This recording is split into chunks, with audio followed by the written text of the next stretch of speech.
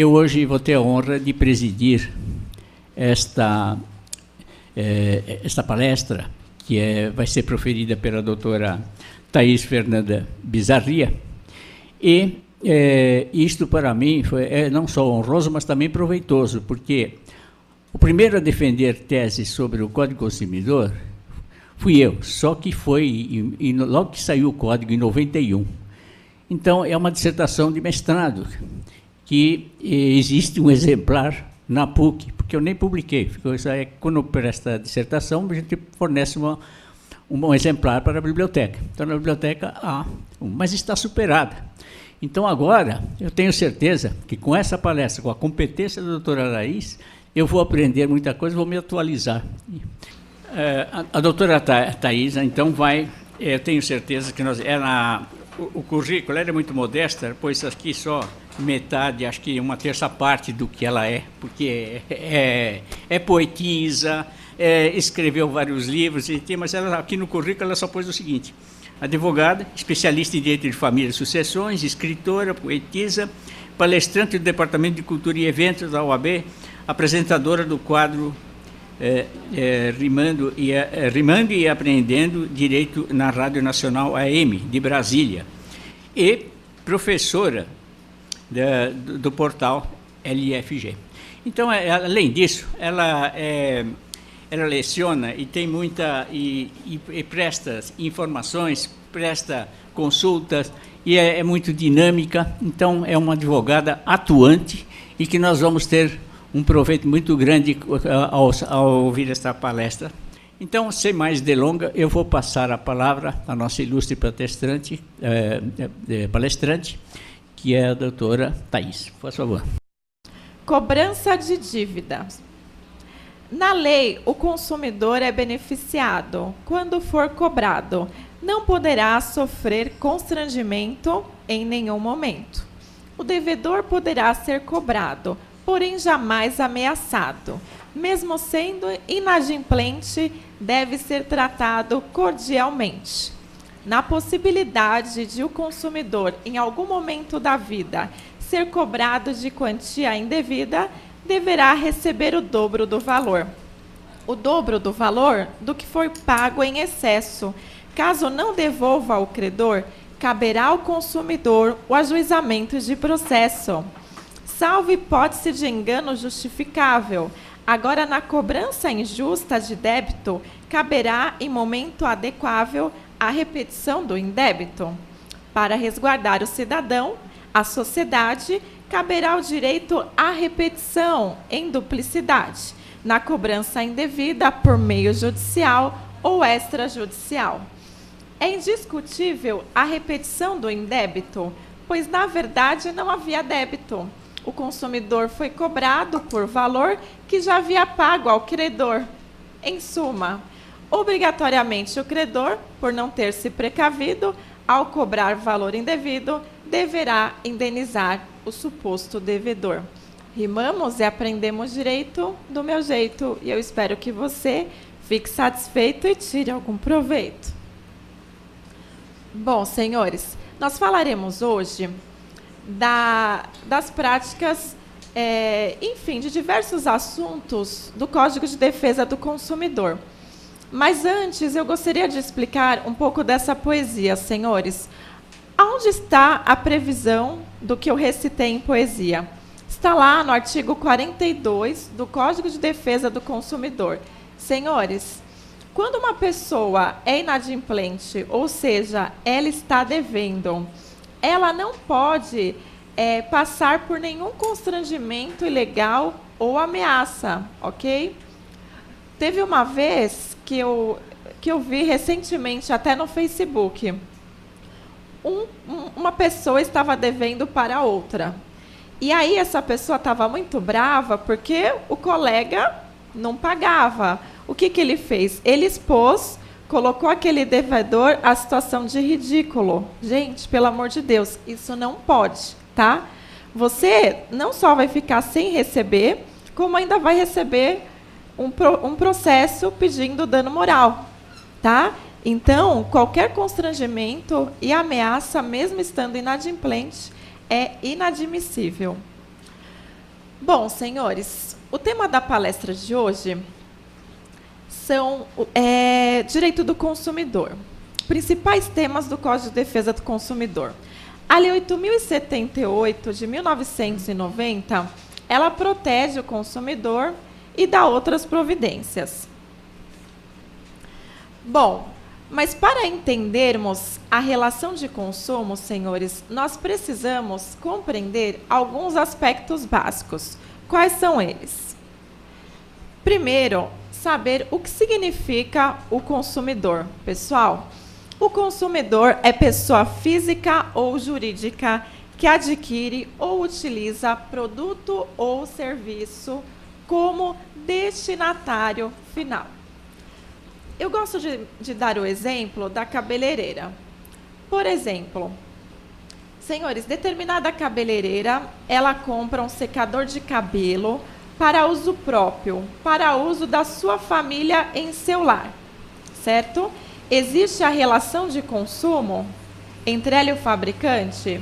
Sim, ela é a destinatária final do produto. Agora vamos a outro exemplo. Modificando um pouco o contexto deste. A cabeleireira vai e compra um secador, só que em vez de ser para uso próprio, ela compra esse secador de cabelo para colocar no seu salão de belezas. Ela é destinatária final do produto? Não. O destinatário final somos nós, certo? Por exemplo, hoje eu fui na cabeleireira, eu fui a destinatária final do uso de determinado secador daquele salão de beleza. Então, não existe uma relação de consumo nessa situação. Vocês estão percebendo a diferença? No slide posterior, eu serei ainda mais didática para que nunca haja dúvida de quando é estabelecida a relação de consumo. Porque não basta ter a figura do consumidor para que haja a relação de consumo. Vejam só, nós achamos que todo mundo a qualquer momento é consumidor. Não é bem assim. É necessário analisar se existem os elementos objetivos e subjetivos da relação consumerista, ok? Agora, senhores, o artigo 17 do Código de Defesa do Consumidor, ele é muito importante. Por quê? Porque ele dispõe quem são os consumidores por equiparação. Os consumidores por equiparação pode ser a coletividade, inclusive número indetermináveis de pessoas. Eu coloco aqui alguns exemplos. Empresa de água. Vamos supor que determinada empresa de fornecimento de água está com a água contaminada e essa água acaba atingindo, provocando dor de barriga, enfim, em diversas pessoas. Existe o quê?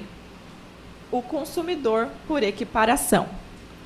Empregada que perde o dedo ao ligar o liquidificador.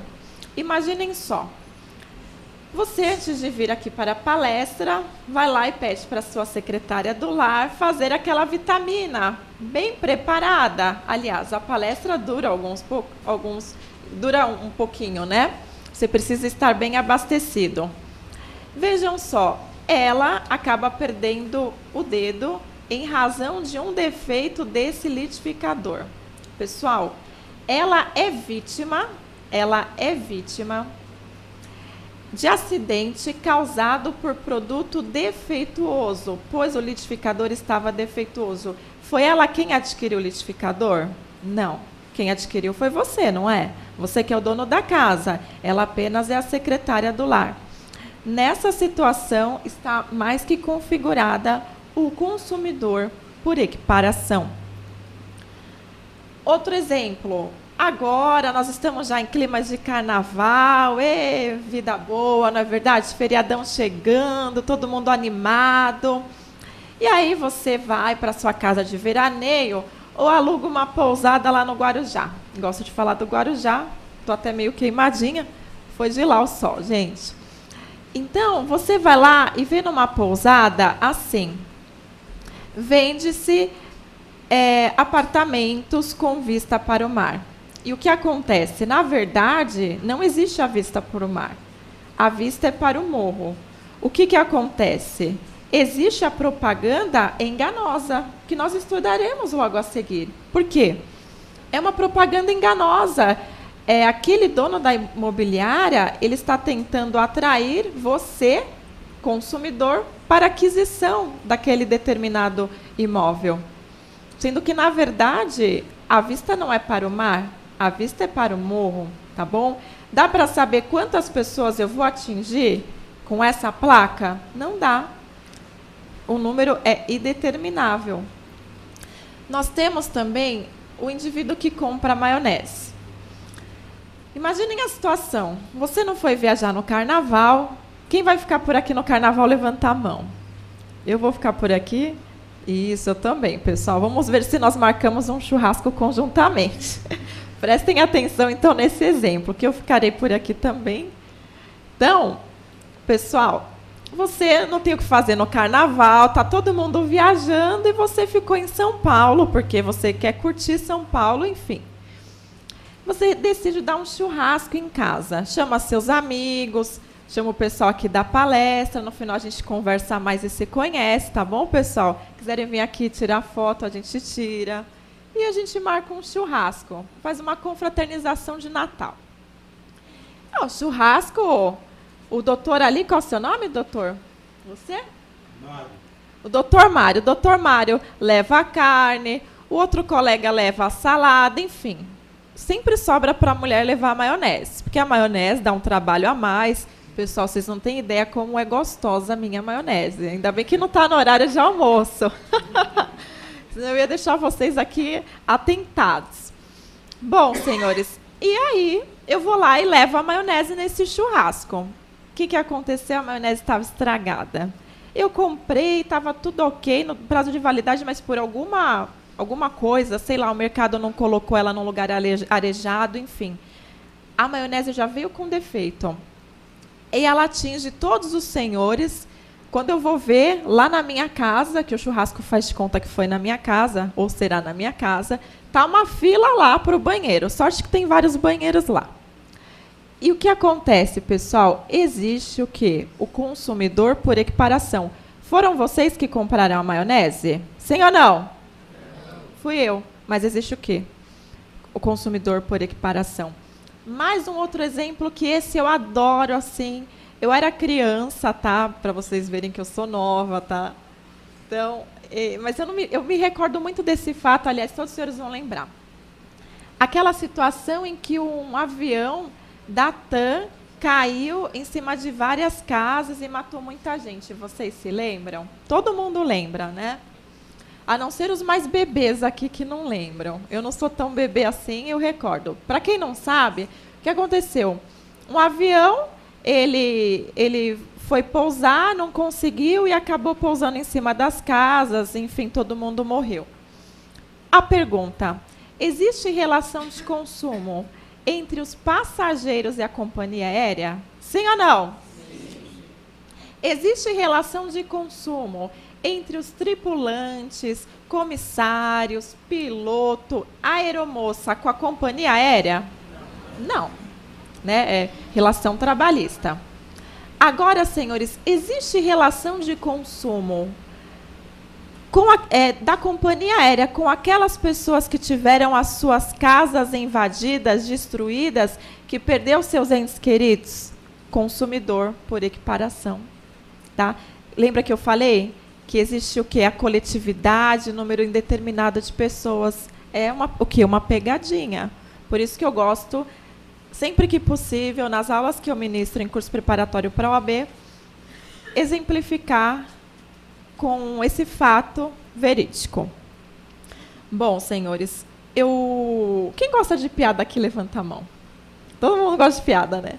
Pessoal, eu não sei, o Augustinho levantou a mão, olha só, o Augustinho gosta, gente, é muito querido que trabalha aqui na UAB. Eu sou boa em fazer poesia, né? No entanto, que eu já lancei esse primeiro livro em vários estados do país, de Rondônia a Porto Alegre, Goiânia, Brasília, Portugal, enfim, diversos lugares. E até em Portugal, na Europa. E aí, pessoal, eu não sei contar piada. Eu posso contar com a compreensão e acessibilidade de todos vocês? Sim ou não? Sim. Qualquer coisa, vocês dão risada e fingem que gostaram, tá? já que nós tratamos de relação de consumo, nada melhor do que exemplificar com uma piada interessante que eu vi na internet essa madrugada. Pessoal, era aniversário da sua filha. E o pai, obviamente, ele precisava dar um presente. Ele foi o quê? Numa loja de brinquedo. Existe a relação de consumo, certo? Ele ia dar um presente para sua filha.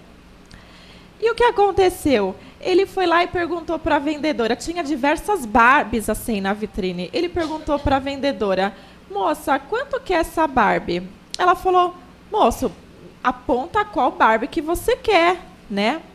Aí ele falou: essa aqui. Ela falou assim: olha, a Barbie tênis é R$50. A Barbie que vai à praia é R$50.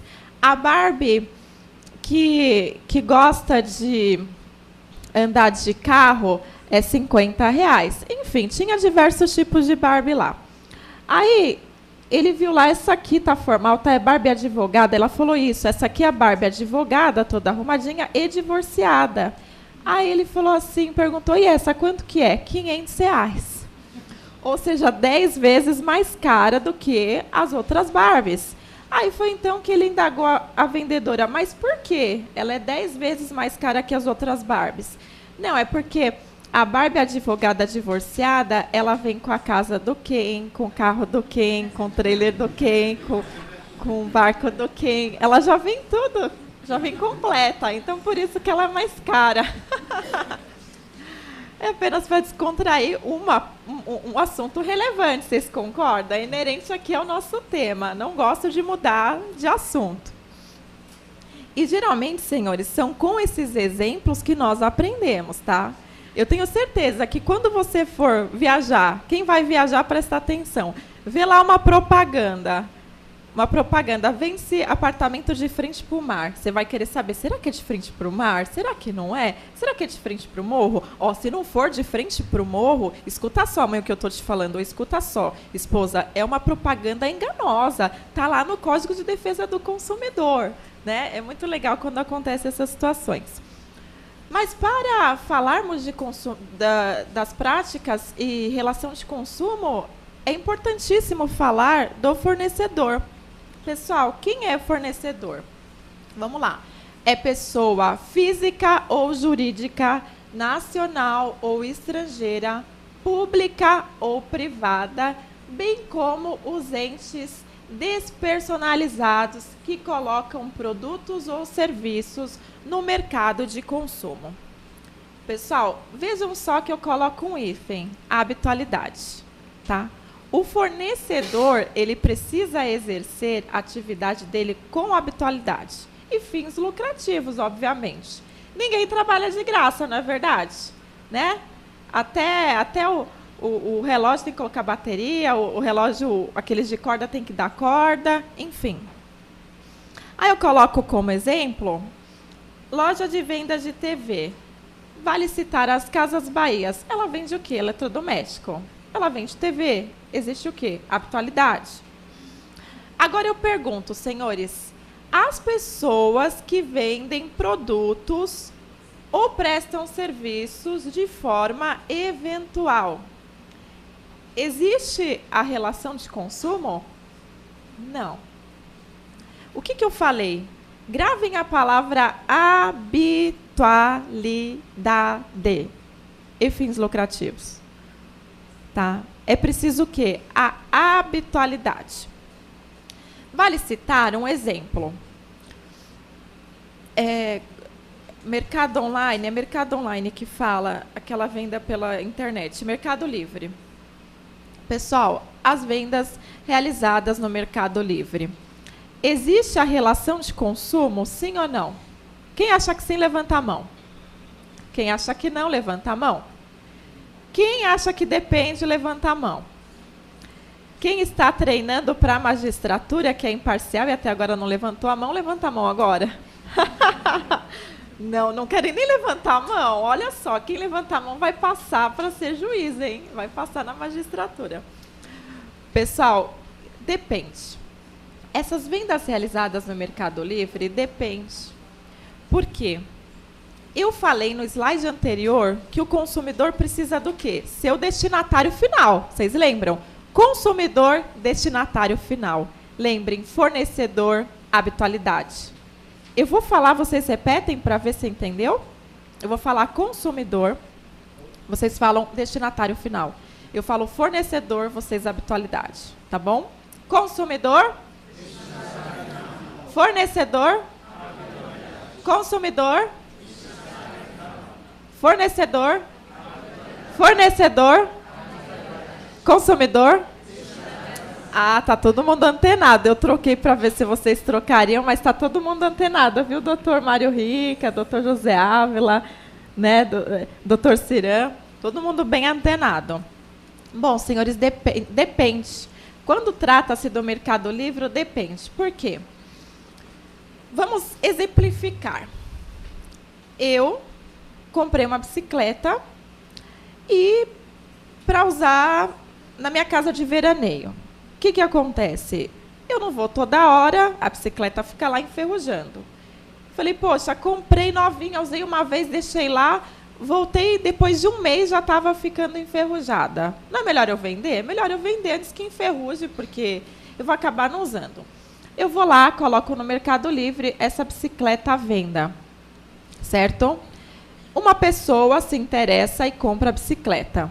Ou seja, essa pessoa que comprou, ela é consumidora, ela é destinatária final, ela está comprando para ela. Agora, eu posso ser considerada fornecedora? Eu só tenho essa bicicleta, eu só estou vendendo uma vez, só esse produto. Não, exatamente, vocês estão de parabéns, já entenderam quando existe a relação consumerista. Não existe nessa situação. Por quê? Qualquer problema que existir entre eu e ela tem que ser resolvido com as normas estabelecidas no Código Civil e não nas normas estabelecidas na Lei 8.078 de 1990. Ok? Eu gosto de citar também aqui os entes despersonalizados, pessoal. Quem são os entes despersonalizados? Os entes despersonalizados são os camelôs, a massa falida. Mas, doutora Thaís Bizarria, massa falida, como assim? Uma empresa fale, existe, consequentemente, a massa falida. Vamos supor que, agora no carnaval, quem está solteiro, presta atenção quem está solteiro, gente, vai lá e arruma uma pessoa especial, se apaixona perdidamente, já quer noivar, comprar uma aliança, já quer casar, não é? Porque hoje é fácil, você casa hoje e divorcia hoje mesmo, se você quiser. Eu advogo na área de família e sucessões, minha especialização é nessa área. É assim, pessoal, casa hoje, divorcia hoje, não precisa nem esperar até amanhã, depois da emenda constitucional 66 de 2010, certo? Então, você está apaixonado pelaquela mulher, etc. e tal, e ela escolhe uma aliança gravada nas duas laterais com brilhante. Olha que linda, gente, eu já estou até imaginando os brilhantes. E aí, estava lá na loja, uma fortuna, a aliança, estava lá.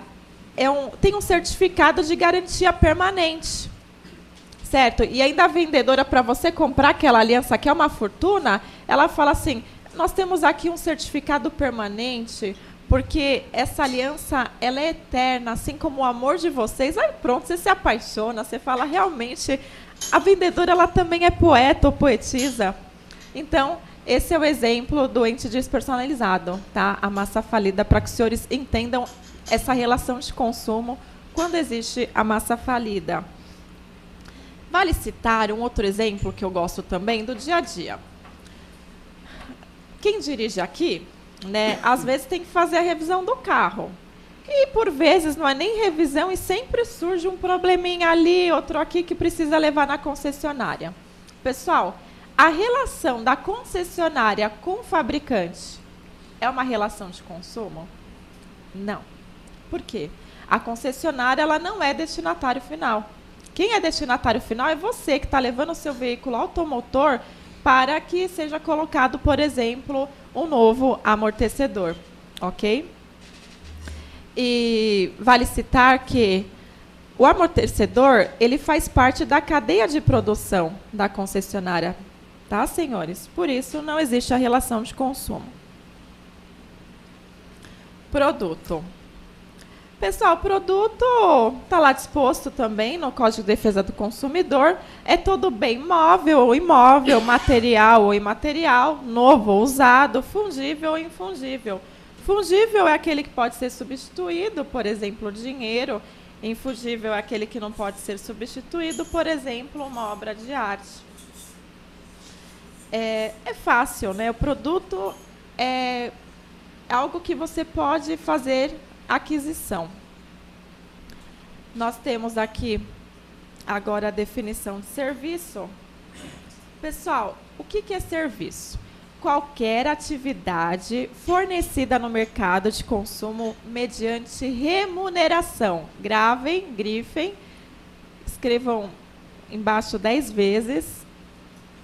Remuneração, inclusive de natureza bancária, financeira, crédito e securitária, salvo de caráter trabalhista.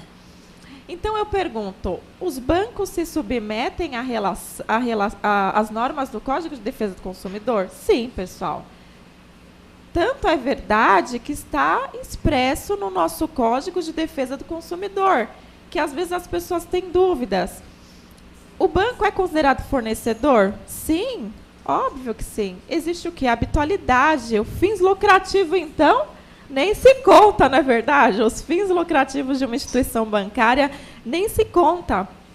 E lembrem que eu falei do serviço, que é qualquer atividade fornecida mediante remuneração, mas existem dois tipos de remuneração que vale citar, pessoal. A remuneração direta é fácil. É aquela que o consumidor paga diretamente ao fornecedor. Só recapitulando, para que os senhores não percam o sentido. Nós falamos que é essencial no serviço a existência da remuneração. E ela pode ser direta ou indireta. A remuneração indireta, ela é um benefício comercial indireto. Ela é fruto da prestação de serviço ou fornecimento de produtos aparentemente gratuitos. Gravem, aparentemente gratuitos. Aqui vale exemplificar. O estacionamento de um shopping center. Bom, nós mulheres adoramos shopping center. O estacionamento do shopping center é gratuito, mas, senhores, na verdade, existe uma vantagem econômica que o shopping ganha quando você está gastando em todas as lojas daquele estabelecimento comercial. Portanto, senhores, existe aqui, sim, uma relação de consumo e prestação de serviços. Por exemplo, aplica-se o Código de Defesa do Consumidor? Sim. Não é o Código Civil. Vamos colocar aqui a situação hipotética. Você deixa o seu veículo estacionado no shopping center e, de repente, você volta e seu veículo não está lá. Existe a responsabilidade em vigilante, tá? O shopping vai ter que responder. E aplicará-se o Código de Defesa do Consumidor. Outro exemplo que vale citar é a amostra grátis. Pessoal, existe também a relação de consumo. Por quê? Porque a amostra grátis é uma forma de divulgação do serviço. Então, vamos supor que essa amostra grátis ela venha com um defeito. Existe relação de consumo? Aplica-se o CDC? Sim. Você pagou por esse produto? Não, é gratuito. Trata-se aqui de uma remuneração indireta. Agora, senhores, nos serviços públicos, aplica-se o CDC? Depende.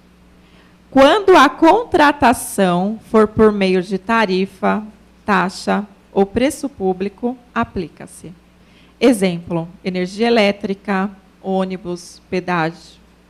Agora, quando a contratação for por meio de imposto, aí não aplica-se o CDC, aplica-se o CC, que é o Código Civil. Perfeito?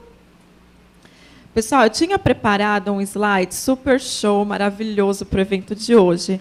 Só que eu não sei o que aconteceu, que o slide não abriu. Então, eu tive que adaptar e acabei usando esse slide, que faz parte das aulas que eu ministro no curso preparatório para a OAB.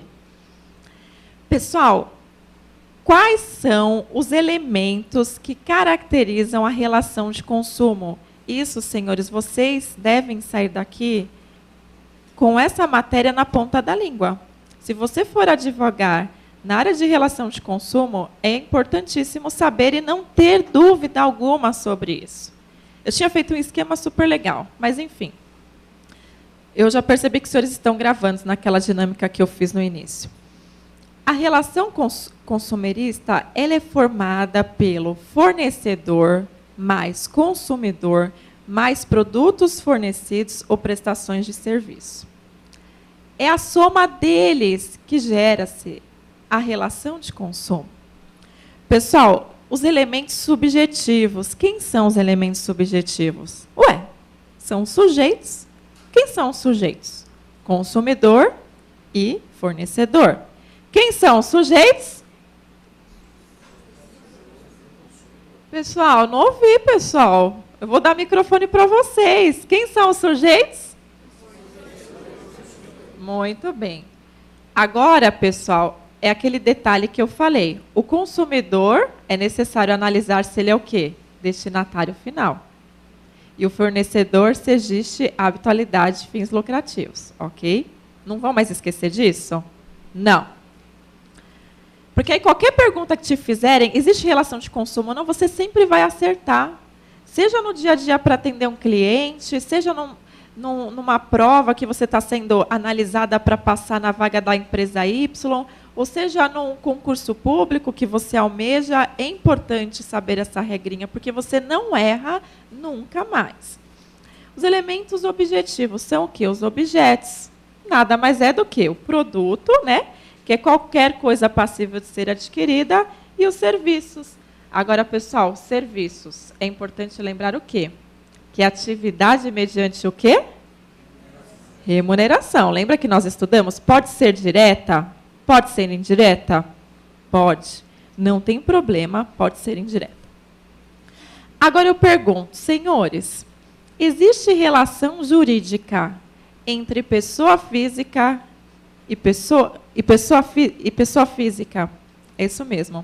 Existe relação consumerista, eu, pessoa física, com outra pessoa física?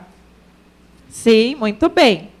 Vamos exemplificar? Porque é só na prática que a gente entende. Se for para ler teoria, nós ficamos em casa. Eu, antes de vir na palestra,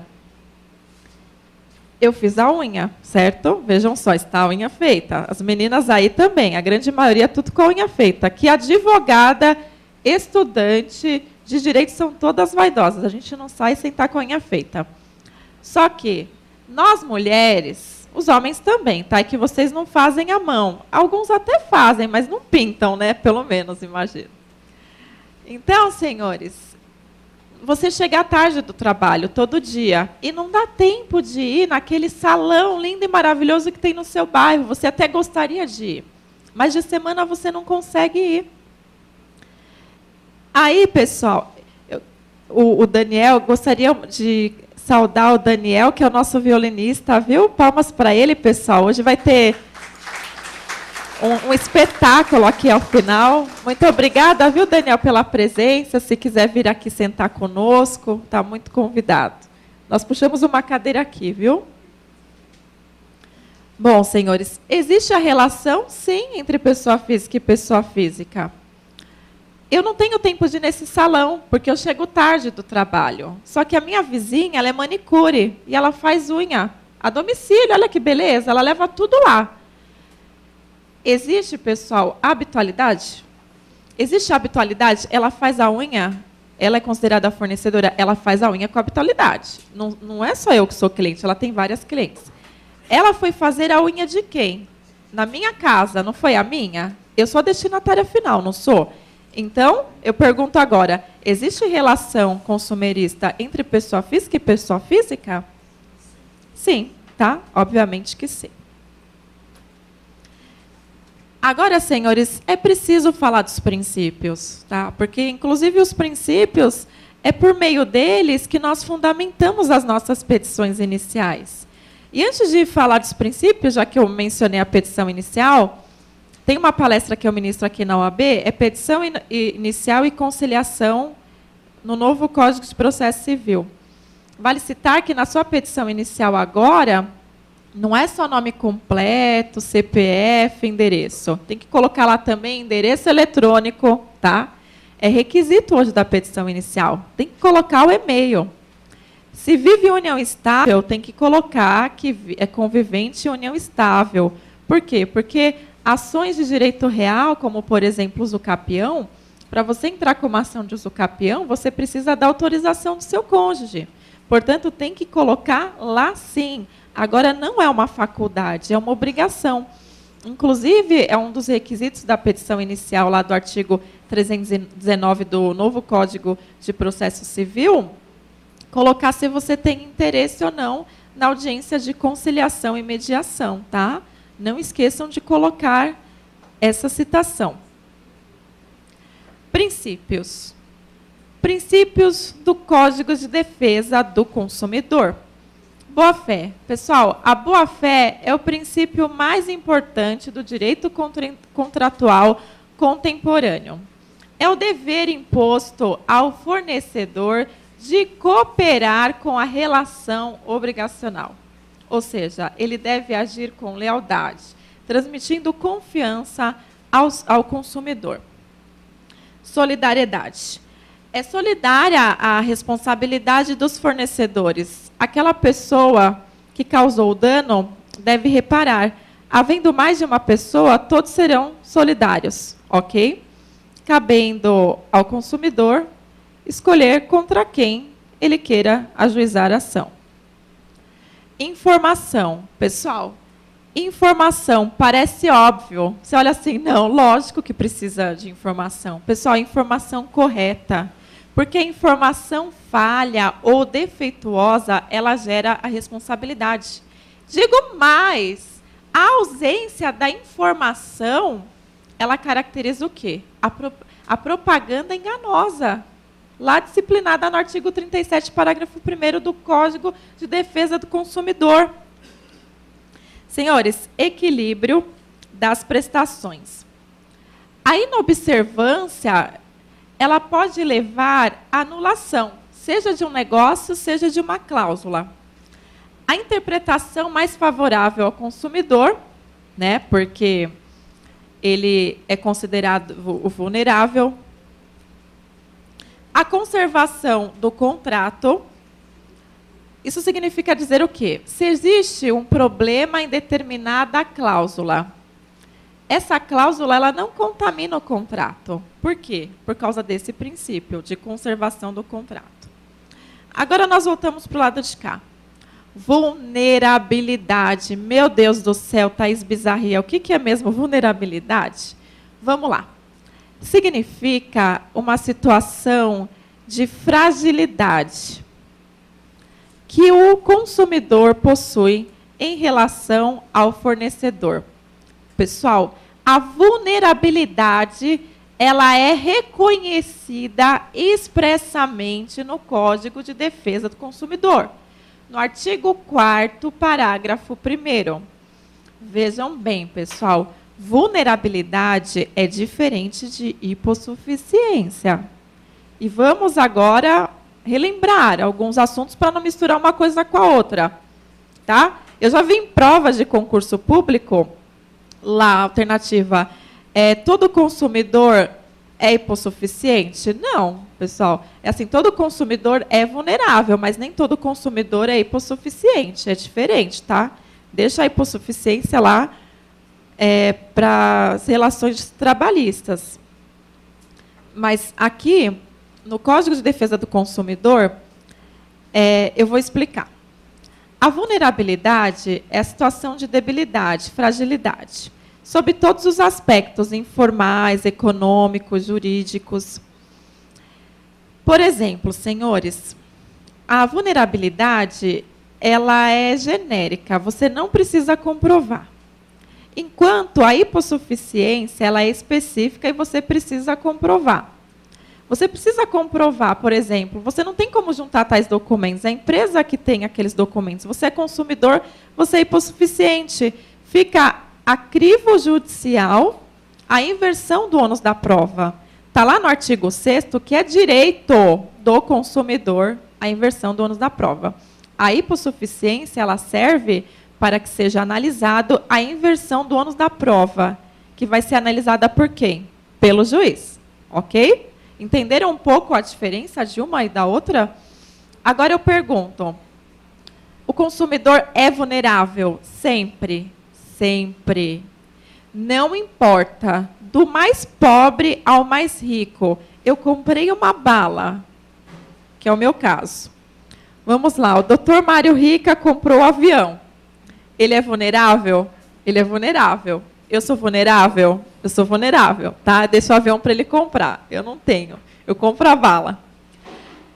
Então, senhores, entenderam muito bem. A vulnerabilidade sempre, tá? É expresso do Código de Defesa do Consumidor. Inclusive, a fundamentação das peças jurídicas, que nós temos que focar o quê? Na vulnerabilidade. Isso é intrínseco, porque já está aprovada. Agora nós vamos, senhores, às propagandas. Quem não gosta de assistir uma TV nas horas vagas? Quem gosta de televisão aqui, levanta a mão. Ah, é uma delícia. Quem gosta de Facebook? Ah, é mais gente, né? O pessoal gosta hoje mais do mundo virtual, viu, doutor José Ávila? Do WhatsApp, então, né, doutor Rica? É demais, né? É um vício, gente. Inclusive, o meu WhatsApp está aqui no marcador de página. Quem quiser depois retirar aqui, eu fico à disposição sempre no WhatsApp e no Facebook, que é Thaís Fernanda Bizarria. Senhores, vamos lá. Publicidade enganosa. Artigo 37, parágrafo 1º. Modalidade de informação ou comunicação de caráter publicitário, inteira ou parcialmente falsa, ou seja, pode ser totalmente ou parcialmente falsa a propaganda. Induzir o consumidor a um erro de natureza, quantidade, qualidade, preço, enfim. Vale citar uma ação que repercutiu muito. Foi uma ação coletiva. Vocês lembram daquela propaganda Red Bull te dá asas? Vocês lembram? O que aconteceu? Houve uma ação coletiva porque as pessoas entenderam, quer dizer, que ao tomar aquele produto, ao ingerir o Red Bull, não ganhava asas coisas nenhuma, que não aumentava a disposição, a energia, a capacidade de concentração, desempenho. Houve essa ação, tá? No final, acabou tendo indenização lá, eram tantas pessoas que saiu uma quantidade insignificante para cada um. Tá? Trata-se de uma publicidade enganosa. Agora nós temos, senhores, a por omissão, tá? Por omissão é deixar de informar algum dado essencial do produto ou serviço. Recentemente, estava muito na moda, uma academia, ela mencionava ter uma rede mundial, ou seja, em diversos países do mundo. E você, ao virar aluno dessa academia, quando estivesse fora do país ou fora do estado, você poderia usar a academia livremente. Acontece que não era informado ao consumidor que existia uma tarifa de uso. O que acontece? É uma propaganda enganosa? Sim. Induziu por omissão. Por quê? Porque não informou que tinha que pagar essa tarifa de uso. Poxa, você começa a achar interessante, né? Veja bem, você é advogado, o escritório que você trabalha, toda hora tem audiência fora de estado. Poxa, você paga a academia, mas não vai, porque cada hora você está num estado. Mas, poxa, se essa academia tem outro lugar, vou fazer por causa disso. Então, existe, sim, a propaganda enganosa por omissão. É muito comum, tá? Um exemplo antigo, mas que repercutiu muito, foi um exemplo da Souza Cruz, que ela postou em cartazes, nos postos de vendas, o seguinte teor nesse cartaz. Nestes cartazes, digo no plural, divirta-se em excesso, fume com moderação. Pessoal, é uma propaganda enganosa. Por quê? Divirta-se em excesso, fume com moderação.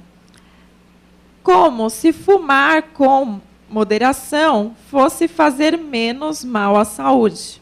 Fumar faz mal à saúde, tá? No entanto, que vejam, os cartazes e propagandas que falam sobre derivados de tabaco, tem sempre aquela frase: fumar é prejudicial à saúde. Vocês repararam? Fumar é prejudicial à saúde. Já tem esse seguinte slogan, tá? Então, pessoal, gravem só: os derivados de tabaco não podem induzir as pessoas a comprar aquele determinado produto, tá bom? Caracteriza a publicidade enganosa por omissão. Aí nós temos, pessoal, a publicidade abusiva. A publicidade abusiva, ela está lá disciplinada no artigo 37, parágrafo 2º do Código de Defesa do Consumidor. Existe quando a publicidade abusiva? Quando incite, não é incide, tá? Houve uma falha técnica na hora da digitação.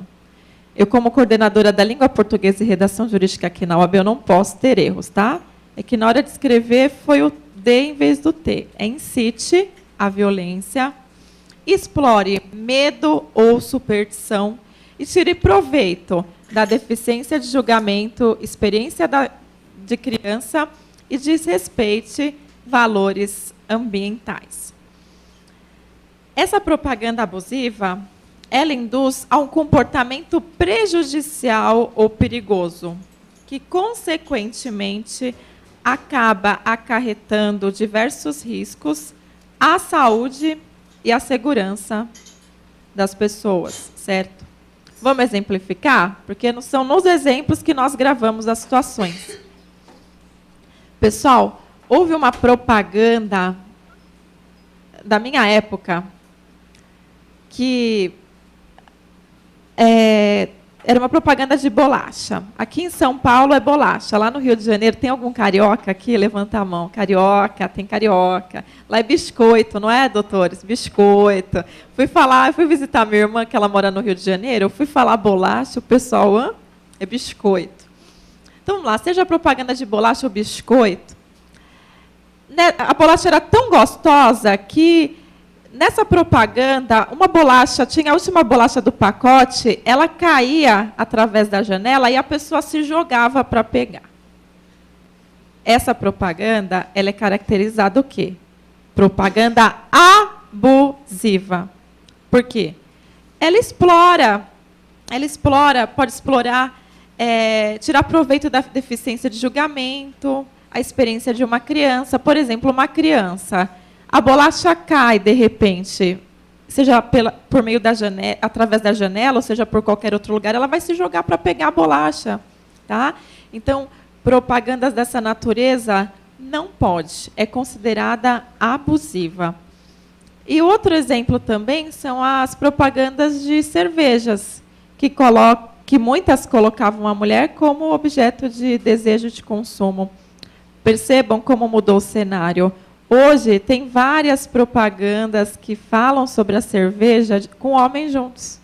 Uma recentemente aí de uma promoção, são homens e tal, e num barco, e falando, enfim, colocam homens. Graças a Deus, nós estamos conseguindo mudar esse cenário. As feministas que me digam o quanto que elas já lutaram em relação a esse tipo de propaganda, que, sem dúvida nenhuma, é abusiva. Antes de ir para o próximo slide, eu quero falar sobre a desistência. Pessoal, a desistência está lá no artigo 49 do Código de Defesa do Consumidor. Qual que é o prazo? 7 dias. Do ato do recebimento, né, a contar da assinatura. Então, é do ato da assinatura ou do recebimento. Pessoal, todo mundo confunde aqui a desistência. Por quê? Porque você pode desistir no prazo de 7 dias a contar da assinatura ou ato de recebimento do produto ou serviço em certas situações. Quais são? Fora do estabelecimento comercial. Quando você adquire produto ou serviço fora, gravem, fora, desistência é fora do estabelecimento comercial. Exemplo, venda a domicílio, venda online, que é por meio da internet, venda por telefone. Você chegou o produto, você não gostou pessoalmente ou não serviu, não teve o caimento legal, você pode ter o arrependimento e vai receber o reembolso integral do valor que foi despendido, certo?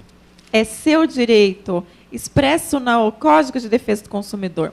O que as pessoas confundem? Inclusive, é objeto de pergunta sempre. Mas, doutora Thais Bizarria, o poetisa, me explica aí em poesia. Eu falei, não, em poesia esse eu não sei explicar. Tem uns que eu sei explicar em poesia, outros não. Eu comprei, estou lá, saí daqui da palestra, fui ali na lojinha, que tem várias aqui no centro, maravilhosas, e passou e comprou uma roupa. Aí você chegou em casa, a roupa não ficou boa, você vai lá e quer trocar. Assim, não tem defeito, não tem vício, uma roupa que você simplesmente se arrependeu. Essa loja, esse fornecedor, obrigatoriamente deve trocar esse produto? Não. É uma faculdade, gente. Eu disse o quê? Fora do estabelecimento, é obrigatório. Se você foi até a loja, etc. e tal, é uma faculdade. A realização da troca que essa loja realizará é uma cortesia. É para quê? Para fidelizar o cliente. A loja, ela quer fidelizar o cliente. Vocês não querem fidelizar os seus clientes, né? Doutores, advogados. Nós queremos fidelizar os nossos clientes. As lojas também querem, então acabam realizando a troca, mas por mera cortesia. Tá? Uma vez eu estava numa loja, eu presenciei uma pessoa batendo o pé e falando que queria, que se arrependeu e que etc e tal. Aí eu calmamente expliquei para ela como que funcionava, né? E como eu tenho curso de mediadora e conciliadora, tentei amenizar lá a situação. Agora vocês amenizem também quando verem uma situação dessa acontecendo no nosso cotidiano. Agora, senhores, produto. Vamos à situação. O produto retornou da assistência técnica autorizada antes de 30 dias. Porém, o vício defeito persiste ou voltou a ocorrer. O que faço? Pessoal, a resposta está aqui.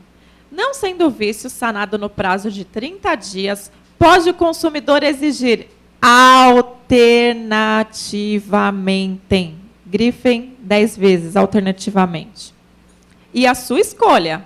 Não é que tem que escolher primeiro o 1, inciso 1, ou depois o 2, depois o 3. Não. Você pode escolher ali o que você achar que é melhor para você. A substituição por outro produto da mesma espécie em perfeitas condições de uso, a restituição imediata da quantia paga monetariamente atualizada, sem prejuízo de eventuais perdas e danos, e o abatimento proporcional no preço. Pessoal, é a restituição imediata. Ontem, inclusive, estava conversando com uma amiga, ela me perguntou, Thais, eu tive um problema com o vestido, eu queria usar no ano novo, e aí eu fui lavar, manchou, e eu acabei ficando sem o vestido, sem usar. E a loja mandou o produto para conserto, para analisar se tinha vício ou defeito. Enfim, voltou, e agora eles falaram que vão me restituir, mas a moça quer me pagar R$50 por mês. Ela pagou 300 no vestido. Poxa, ela vai ter que demorar quantos meses para receber? Não pode, eu falei para ela, isso não pode. Leia para ela o artigo 18 do Código de Defesa do Consumidor. É a restituição imediata. Imediata, não parcelada. Tá? A gente acha que não acontece, né? Eu achei um absurdo. Eu falei, não acredito que ela quer pagar parcelada. Ela falou, pois é, estou sem saber o que fazer. Enfim, orientei.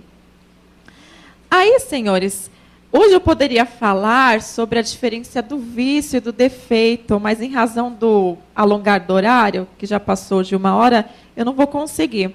Fica para uma próxima oportunidade ou para os debates, quando alguém quiser falar sobre o vício e o defeito. No tocante a esse prazo máximo de 30 dias, pessoal, esse prazo obrigatoriamente são de 30 dias? Não, tá? Se as partes acordarem esse prazo ele pode ser reduzido ou aumentado. O que não pode ser é inferior a 7 e maior de 180 dias, perfeito?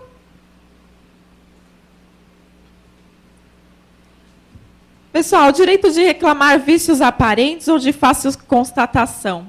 Esse aqui está simples, né? Acho que todo mundo sabe. 30 dias tratando-se de fornecimento de serviço e de produtos não duráveis. Produtos não duráveis, exemplo, alimentos, produtos de higiene. 90 dias tratando-se de fornecimento de serviço de produtos duráveis. Aqui vale citar eletrodoméstico, automóvel. E o início da contagem do prazo decadencial é a partir da entrega efetiva do produto ou do término da execução de serviços, né?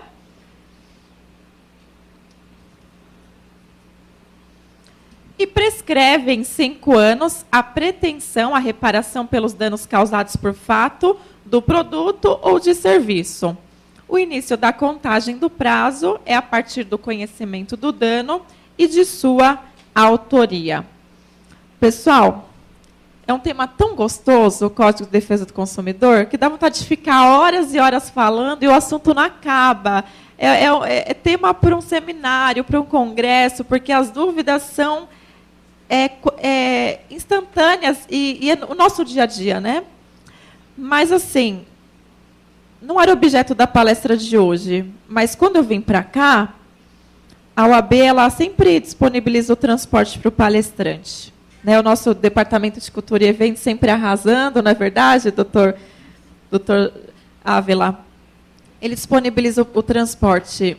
E o taxista estava conversando comigo hoje, e eu quero compartilhar isso com vocês, porque nada é por acaso. Se ele estava reclamando disso, de repente vocês podem estar na mesma situação. Ele estava reclamando que ele está com muita multa. Imaginem só, gente, se nós que não exercemos a nossa atividade profissional, né, que não é obrigatório o uso do veículo automotor, nós já temos várias multas, não é verdade? Quem tem multa aqui, levanta a mão. Quem já recebeu, já teve? Exatamente, todo mundo, todo mundo. Então, ele estava falando comigo, doutora, estou preocupado, porque, nossa, eu estou quase perdendo a minha carta, porque eu estou com muitos pontos, né? Hoje, todo lugar, a nossa prefeitura coloca radar. Hoje, você respirou, você está levando multa. É impressionante. Em 8 anos que eu dirijo, em 1 ano, eu levei todas as multas que eu não levei em 8 anos. Tá? Eu também quase perdi. Mas é que eu sou advogada antenada com os direitos do consumidor e com a legislação. Nós, advogados, precisamos estar antenados. Pessoal, no site do Detran, tem lá advertência por escrito. Senhores, quando você receber uma multa, e essa multa for de natureza leve ou média, você pode converter essa multa em advertência por escrito. Vocês sabiam? Não, né? Então, muita gente não sabe. O que acontece? Você não tem que pagar a multa e aqueles pontos não ficam no seu prontuário. Eu sei porque eu já fiz. Sou adepta e fiz. Como que funciona na prática? Vamos exemplificar. Eu recebi uma multa porque eu estava falando no telefone celular. Ai, que feio, gente, mas eu tenho que exemplificar e tenho que contar. Infelizmente, um cliente ligou, era importante, tive que atender aquela ligação. O CET viu, tacou a multa, né? Porque tudo eles querem multar. Mas, nesse caso, é muito errada. Eu sei que eu estava errada. Mas, enfim. Pessoal, errar é humano, né? Eu sou humana, eu erro. Agora, repetir o erro é burrice. Oi, doutor? Persistir o erro já é... Aí é burrice. Então, pessoal... A multa em trafegar dirigindo celular, ela é de natureza leve ou média? Não me recordo. Então, eu fiz o quê? Eu entrei no site do Detran, lá tem todos os documentos e procedimentos. Você vai lá, imprime um requerimento, assina. Além disso, você imprime um prontuário. Vocês sabiam que lá no site tem um prontuário dos últimos 12 meses, das multas que os senhores fazem por aí? Não? Sim. Alguns sabem, outros não sabem. Pessoal, tem. Você pega esse prontuário, imprime. Por quê? Porque você não pode, nos últimos 12 meses, ser reincidente nessa multa, tá? Por exemplo, eu fui lá, imprimi, eu nunca tinha levado multa falando ao celular, tá? E aí converteram a minha multa em advertência por escrito. Fiquei feliz da vida, porque eu ia ganhar mais 3 pontos, ia ter que pagar lá um valor que eu não me recordo. Então, é nosso direito. Está lá no site do Detran, São Paulo. Acessem e expliquem aos seus vizinhos também. Agora, senhores, vamos fazer o grito cultural e a poesia motivacional. E eu passo a palavra ao nosso presidente de mesa, que tocará os trabalhos finais. Senhores, eu falo, aonde quer que for, vocês falam, viva o consumidor, ok? 3 vezes. Tem que ser em poesia, caso contrário, não seria Thaís Bizarria. Aonde quer que for, viva o consumidor. Aonde quer que for, viva o consumidor. Agora, pessoal, alto, bem alto, para o nosso diretor de cultura e evento, doutor Humberto Durso, lá do Conselho Penitenciário, onde ele está, bem longe, ouvir, que aqui está muito animado, entendeu? Ouvir. Vamos lá. Aonde quer que for, viva o consumidor. Uma calorosa salva de palmas para vocês. Por fim, a pedida poesia motivacional.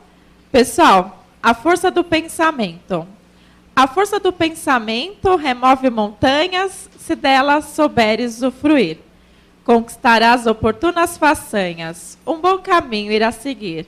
Um sonho, um pedido, estão na força do seu pensamento. E ele será bem-sucedido, se não fizeres do pensar um contratempo. Porque sem ao menos saberes, tens um pensamento poderoso. Com ele irá crescer e criar momentos prazerosos. A força do pensamento foi um dom ao ser humano concedido. Ela modifica momentos, pode dar à vida um novo sentido. Por isso, pessoal, acreditem. Acredite, doutor, doutora, na força do seu pensamento. Aliás, a vida acredite na força do seu pensamento. Pessoal, essa poesia nunca me deu branco. Me deu branco agora, vocês acreditam? Emoção. Vai ter homenagem, e aí eu me deu branco. Então, vamos lá. A força do pensamento foi um dom ao ser humano concedido. Ela modifica momentos, pode dar à vida um novo sentido. Por isso, acredite. Acredite na força do seu pensamento para conquistares oportunas façanhas. Aliás, a vida é um evento onde a força remove montanhas. Rimando e aprendendo a ser feliz com a advogada poetisa Thaís.